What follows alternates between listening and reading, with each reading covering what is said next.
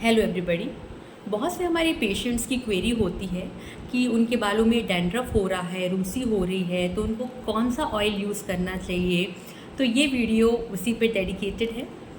Actually अगर आपको बाल में रूसी है, जिसको हम मेडिकल टर्म में सिबोरिक डर्मेटाइटिस कहते हैं, उस केस में हम पेशेंट को ऑयल अवॉइड करने के लिए कहते हैं।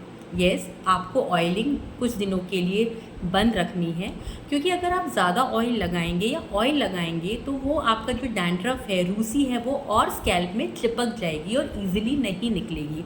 और ऑयलिंग करने से डैंड्रफ या आपकी जो फ्लेकी हेयर्स हैं वो और बढ़ जाते हैं।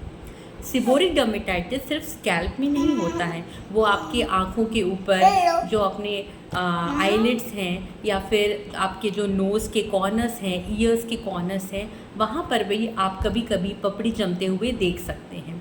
इन दैट केस अगेन आपको ऑयलिंग स्कैल्प में, फेस में अवॉइड रखनी है। इसके अलावा अगर आपको बार बार मुहासे होते हैं, एक्ने होते हैं, उस केस में भी आपको ऑयलिंग अवॉइड करनी है।